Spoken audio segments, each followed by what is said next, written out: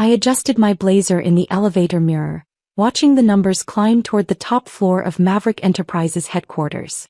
The annual shareholders meeting would start in 20 minutes, and my sister Julia was probably already holding court, basking in her role as CFO of our family's precious company. My phone buzzed. A message from my assistant. "Everything's loaded for the presentation. Waiting for your signal." I smiled, thinking about the flash drive in my purse and what it would reveal. 8 years of careful planning was about to pay off. The elevator doors opened onto the executive floor, and immediately I heard Julia's distinctive laugh floating down the hallway. "Oh my God, can you believe she actually showed up? Probably hoping to land some consulting work." I rounded the corner to find her perched on the edge of a conference table, surrounded by her usual entourage of yes-men and corporate climbers. She looked exactly as I remembered. Perfectly styled hair, designer suit, and an expression of practiced disdain. "Olivia." She air-kissed my cheek, her perfume overwhelming. "We didn't think you'd make it given how busy you must be with your, what are you calling it these days? Your boutique consulting practice." I touched the flash drive in my pocket. "Summit Consulting Group. But you knew that, Julia." Right. She waved dismissively. "Must be so challenging running such a small operation. How many employees do you have now?" 6. Before I could answer, our father's booming voice filled the room. "There's my girls."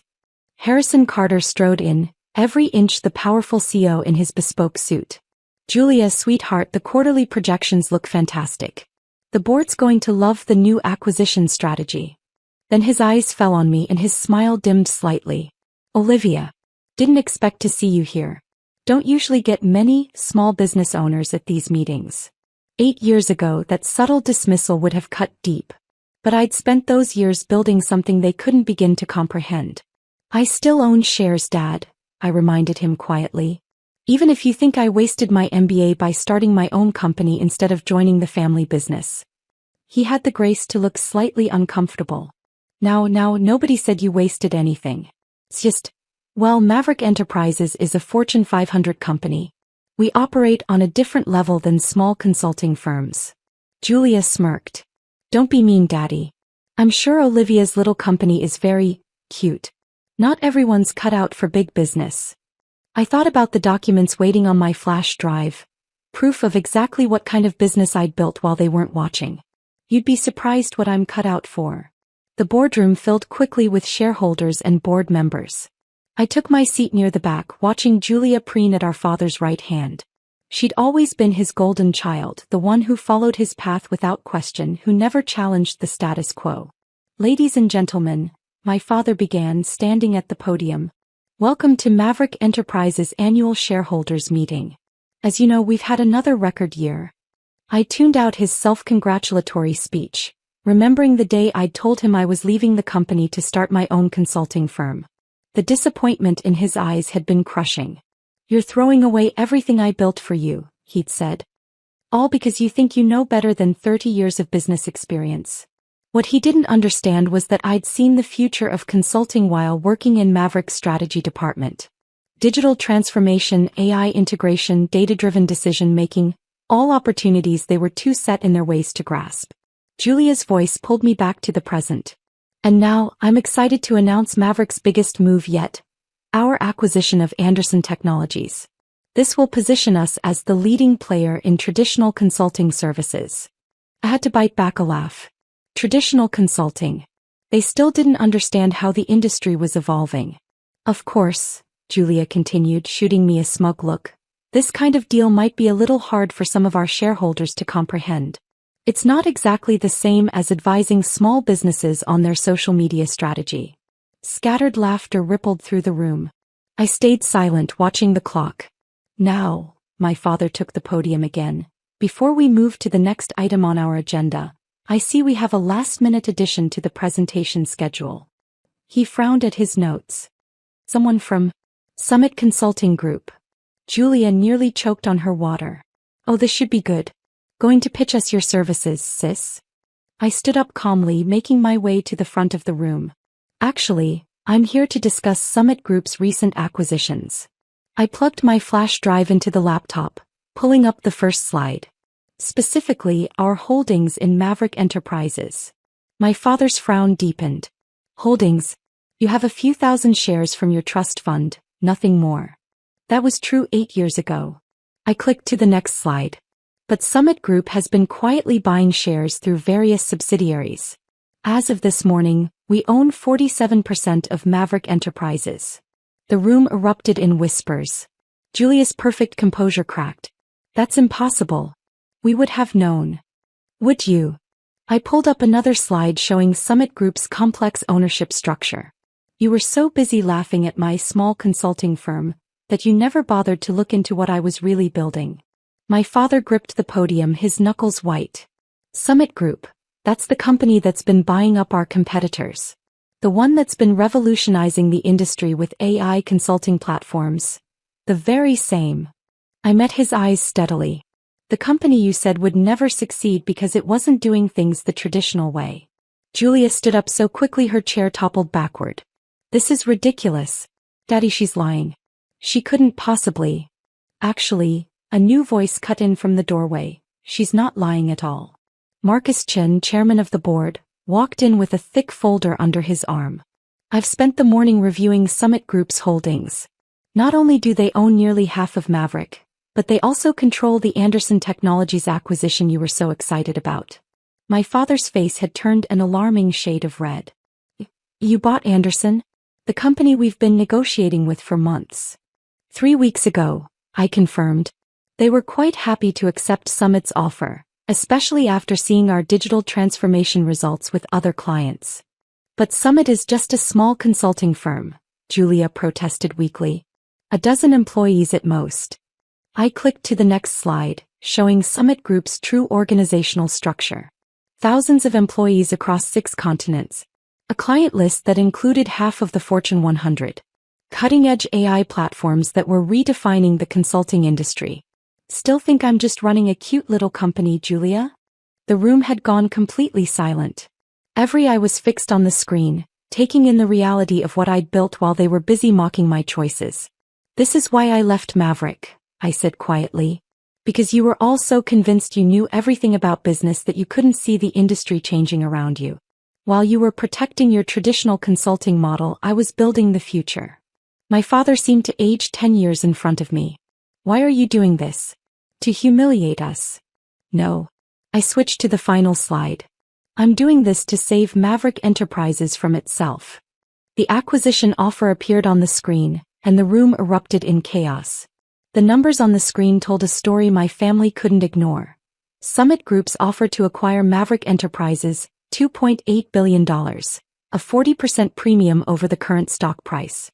This is absurd. Julia's voice shook as she stared at the presentation. You can't seriously expect us to believe that your little consulting firm has billions in acquisition power. I pulled up the next slide. Summit Group's financial statements. Summit did $4.3 billion in revenue last year. Our AI-driven consulting platforms serve over 60% of Fortune 500 companies. While you were busy protecting Maverick's traditional consulting model, I was reinventing the entire industry. My father had sunk into his chair, looking shell-shocked as he scanned the numbers. But, how? When did you? 8 years ago when I left Maverick, I had a vision for the future of consulting. AI-powered analytics, predictive modeling, digital transformation at scale. I walked slowly around the boardroom table. You called it a pipe dream. Said I was naive to think technology could replace human expertise. Marcus Chen cleared his throat. The board has reviewed Summit Group's offer. Given Maverick's recent performance challenges and the changing industry landscape, we believe it merits serious consideration. Julia spun toward him, her perfectly maintained composure cracking. You can't be serious. This is obviously some kind of hostile takeover attempt. Actually, I interrupted, it's a rescue mission. I clicked to the next slide, displaying Maverick's declining market share. Your client base has shrunk 30% in the past 3 years. Your methodologies are outdated. Half your senior consultants are nearing retirement, and you have no digital strategy to attract new talent. The room fell silent as the reality of Maverick's situation sank in. Board members shifted uncomfortably in their seats, avoiding my father's gaze. Summit Group's offer includes complete digital transformation of Maverick's operations, I continued. We'll retain all current employees, modernize your systems, and integrate your client base with our AI platforms. Instead of becoming obsolete, you'll be part of the industry's future. My father finally found his voice. And what happens to current management? That depends. I met his eyes steadily. Are you finally ready to admit that maybe your daughter understands modern business after all? Before he could respond, the boardroom door burst open. My mother rushed in looking flustered. Harrison, what's going on? Julia called me crying about some kind of takeover. She stopped short when she saw me at the podium. Olivia? What are you doing here? Hello, Mom. I smiled sadly. Remember when you told me I was making the biggest mistake of my life by leaving Maverick? That I'd never succeed without the family name behind me? She had the grace to look embarrassed. Darling, we were just trying to protect you. No, I cut in firmly. You were trying to control me. To force me into the same box that's now killing this company. I turned back to the board. Summit's offer expires in 48 hours. We've already secured support from major shareholders, and we own Anderson Technologies, your only potential white knight. The choice is simple, evolve or die. Julia stood up, her voice desperate. Daddy, you can't let her do this. I'm the one who stayed. I'm the one who followed your path. And look where that path has led. Marcus Chin interjected. Declining revenue, lost market share, and a complete failure to adapt to industry changes. He turned to my father. George, it's time to face reality. Summit Group isn't just offering to buy Maverick, they're offering to save it. My father looked old suddenly, his shoulders sagging under the weight of his pride. All these years, you were building this empire while we mocked your choices? I tried to tell you, I said quietly. The day I left, I begged you to look at my business plan, to understand that consulting was changing. But you couldn't see past your own certainty. The board will need to vote, Marcus announced. Though given Summit's existing ownership stake and the support of other major shareholders, I believe the outcome is clear. Julia slumped in her chair, tears streaking her perfect makeup. This isn't fair. I did everything right. Everything you wanted. That was the problem, I told her gently. You were so busy doing what Dad wanted that you never stopped to think about what the business needed. Over the next hour, the board reviewed Summit's offer in detail. My mother sat silently in the corner, watching her carefully constructed world reshape itself.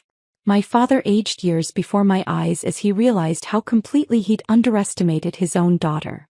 The vote was unanimous. Summit Group's acquisition of Maverick Enterprises will proceed, Marcus announced. Effective immediately, Olivia Carter will assume the role of CEO for the combined entity. I stood at the podium looking at my broken family. I know this is hard to accept. But Maverick doesn't need to die, it needs to transform.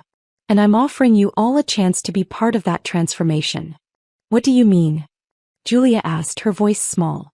You're a brilliant financial analyst, Julia. Your problem was never capability, it was perspective. If you're willing to learn our methods, to embrace change instead of fighting it, there's a place for you at Summit. I turned to my father. The same goes for you, Dad. Your experience is valuable, but only if you're ready to admit that experience doesn't mean always being right. He met my eyes for the first time since the vote. You really built all this?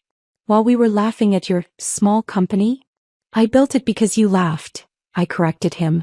Every dismissive comment, every mockery of my vision, just made me more determined to succeed. 3 months later, I sat in my new office, formerly my father's, reviewing the integration progress. Maverick's transformation was exceeding expectations. Julia had thrown herself into learning our AI platforms. Her competitive nature finally focused on innovation instead of tradition. My father had taken longer to come around.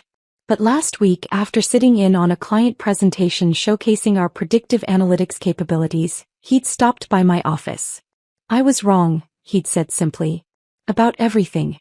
About you. I looked up from my laptop. I know. Your grandfather founded Maverick 60 years ago because he saw the future of business consulting. He wasn't afraid to be different. He picked up the photo of Grandpa that still sat on my desk. You're more like him than I ever was. Now, watching the sunset from the office I'd once been told I'd never occupy, I thought about success and legacy. My phone buzzed with a message from my mother. Family dinner Sunday? Your father's finally ready to hear about how you built Summit. Really hear it? I smiled, thinking about the scared young woman I'd been 8 years ago, walking away from everything I'd been raised to want. She'd had no idea that walking away would lead her right back here. Not as the dutiful daughter following orders, but as the visionary leader her grandfather would have been proud of. Sunday works, I texted back. But let's have it at my house. I'll show you what a small consulting firm can do. I turned back to my work, surrounded by the empire I'd built while they weren't watching. Sometimes the biggest success isn't proving people wrong. It's being strong enough to prove yourself right. Even if it takes 8 years and a corporate takeover to do it.